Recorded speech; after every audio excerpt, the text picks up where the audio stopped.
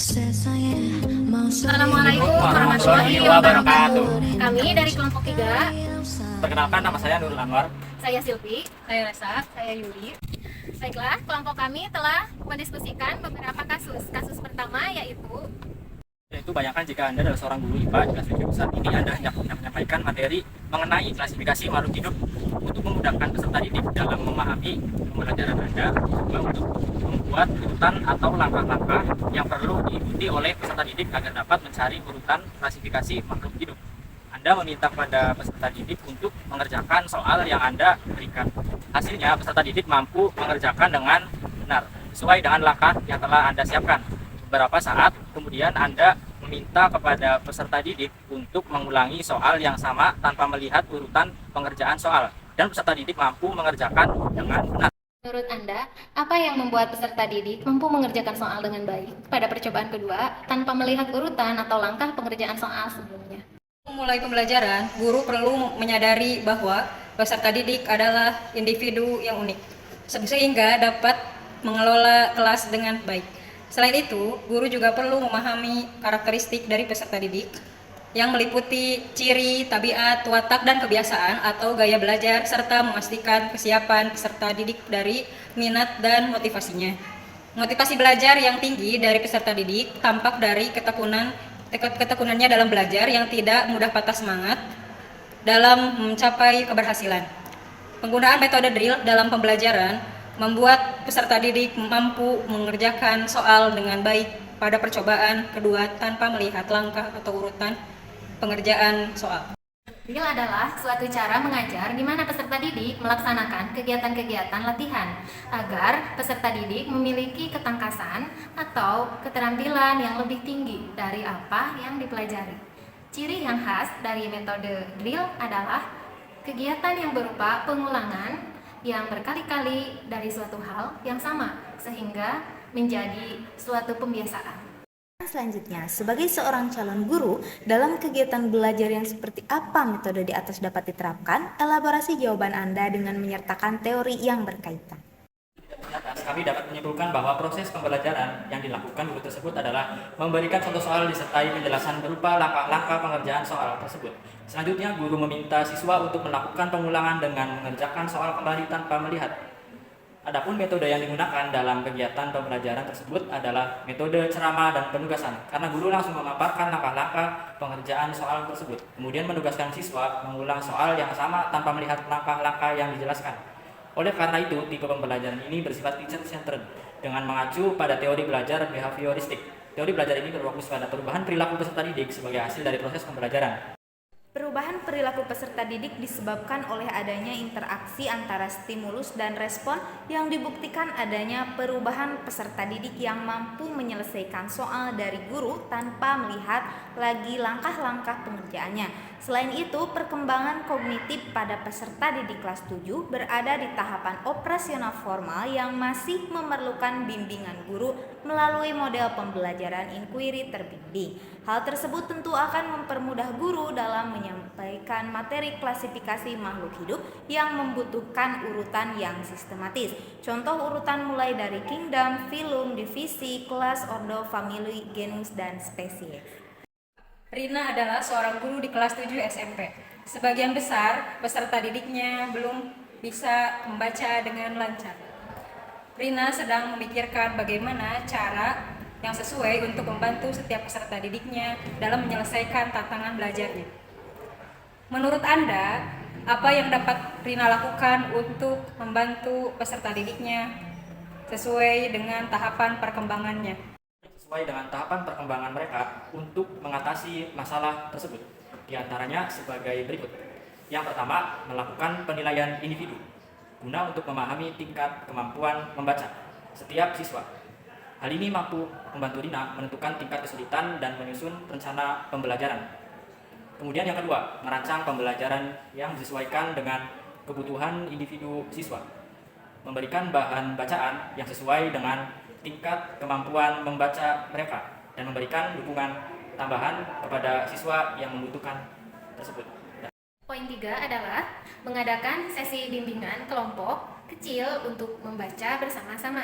Diskusi kelompok dapat memotivasi siswa dan memberi mereka kesempatan untuk belajar dari teman sebaya.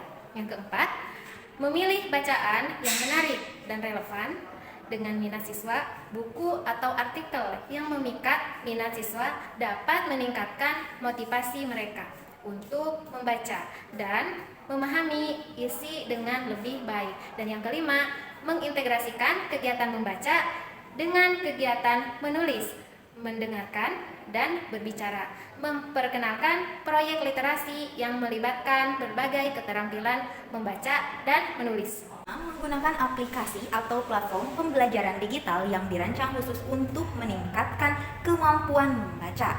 Aplikasi ini seringkali menyajikan materi dengan cara interaktif dan menarik. Ketujuh, memberikan bimbingan individu kepada siswa yang mengalami kesulitan membaca. Sesi bimbingan individu dapat memberikan perhatian khusus kepada siswa dan membantu mereka mengatasi hambatan secara langsung.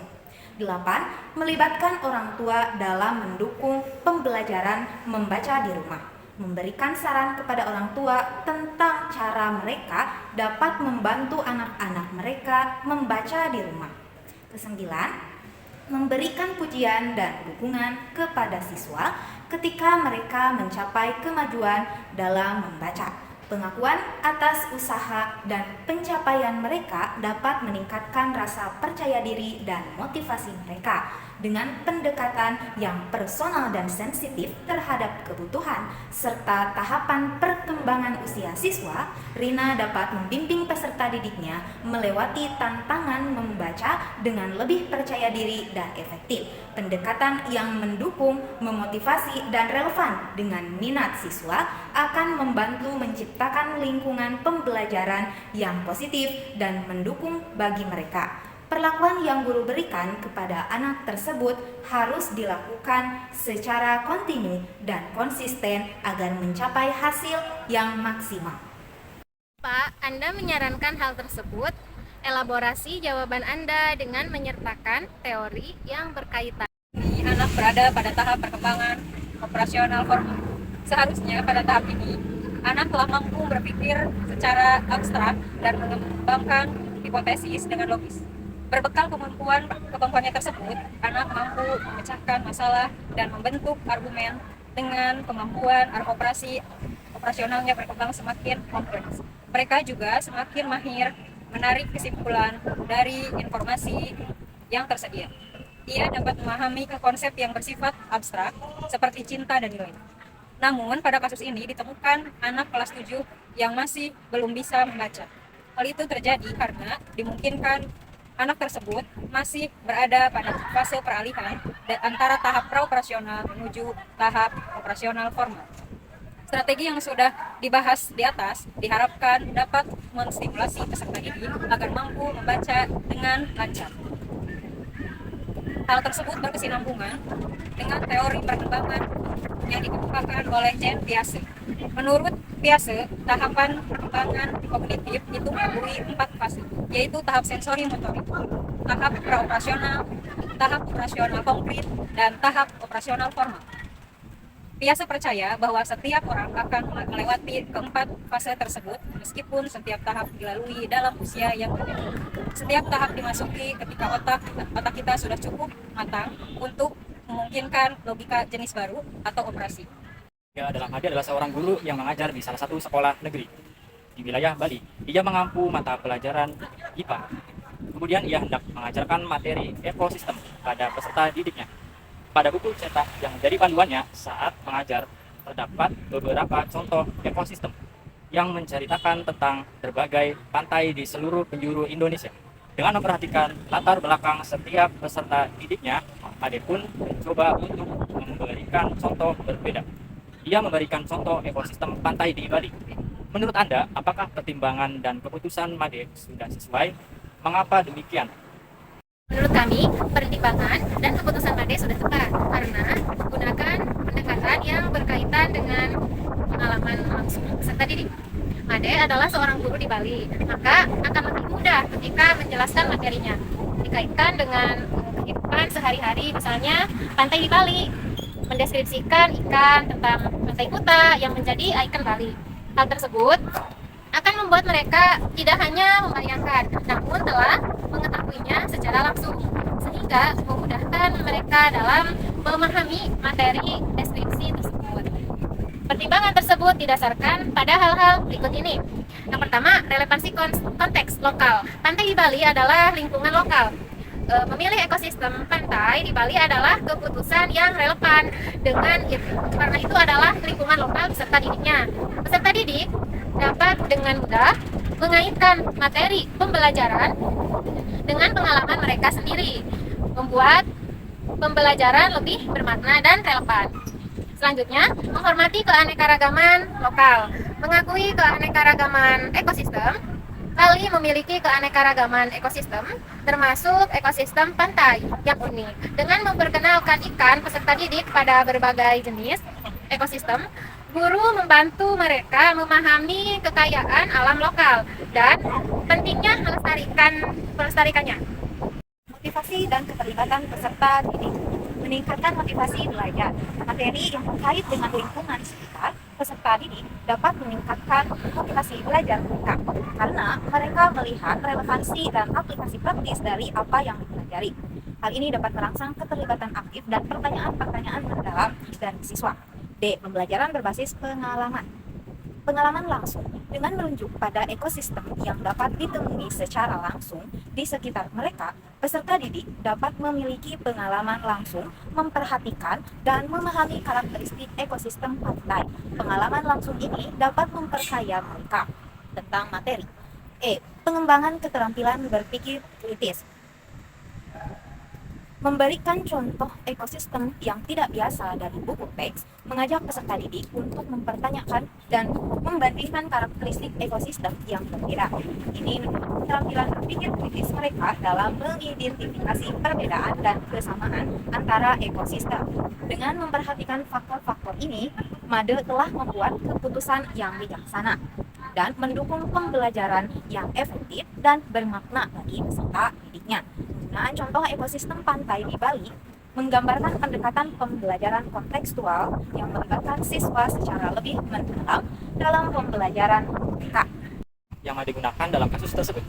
Elaborasi jawaban Anda dengan menyertakan teori yang berkaitan. Prinsip yang digunakan AD adalah prinsip pembelajaran tanggap budaya atau disebut dengan Arbitrary Responsive Teaching. Proses pembelajaran akan berlangsung secara efektif sangatlah ditentukan oleh pemahaman guru tentang karakteristik peserta didik yang meliputi etnik, kultural, status sosial, minat, perkembangan sosial, perkembangan emosi, perkembangan moral, serta perkembangan motorik. Nah, dalam hal ini, MADE mengamati peserta didik sebagai individu dari segi latar belakang, etnik, dan kultural yang ada di Bali. Melalui pembelajaran tanggap budaya, peserta didik dapat memperkokoh identitas budayanya. Mereka mampu mengembangkan dan memiliki kompetensi budaya sehingga menimbulkan kesadaran nasional. Prinsip lain yang sesuai dengan kasus ini adalah prinsip kontekstualisasi. Prinsip ini menekankan pentingnya mengaitkan pembelajaran dengan konteks kehidupan sehari-hari atau lingkungan sekitar. Kemudian dalam konteks ini, guru mengadaptasi materi pembelajaran agar relevan dan bermakna dengan pengalaman siswa, menghubungkan pembelajaran dengan dunia nyata peserta didik. Dengan menerapkan prinsip kontekstualisasi, guru menghormati pengalaman dan latar belakang siswa, memotivasi mereka untuk belajar dengan membuat materi pembelajaran yang relevan dengan kehidupan sehari-hari, dan memfasilitasi konstruksi pengetahuan yang mendalam melalui pengalaman langsung dan interaksi dengan lingkungan lokal mereka masing-masing. Hal ini tidak hanya memperkuat pemahaman siswa terhadap konsep ekosistem, tetapi juga membangun keterhubungan emosional dan motivasi intrinsik dalam pembelajaran mereka. Berdasarkan penelaahan kasus 1 sampai dengan 3 dapat diambil kesimpulan bahwa yang pertama, agar tujuan pembelajaran dapat disampaikan dengan baik, maka guru harus memperhatikan yang pertama, kondisi dan kesiapan peserta didik pada setiap mata pelajaran. Yang kedua, pemberian ice breaking untuk melatih fokus peserta didik. Yang ketiga, sebelum memilih model strategi dan pendekatan, seorang guru harusnya memiliki pengetahuan akan karakteristik peserta peserta didiknya. Kemudian yang keempat yaitu ketika pembelajaran, gunakanlah prinsip kontekstual yang dikaitkan dengan kehidupan nyata agar siswa lebih mudah memahami materi pembelajaran. Contohnya pada kasus Ade yang memilih ekosistem pantai di Bali, yang hal itu sesuai dengan latar belakang siswanya yang tinggal di daerah Bali. Sekian penjelasan dari kelompok kami. Terima kasih atas waktunya. Kami mohon saran, komentar, ataupun kritiknya agar menjadi tambahan pengetahuan dan perbaikan untuk kedepannya. Wassalamualaikum warahmatullahi wabarakatuh.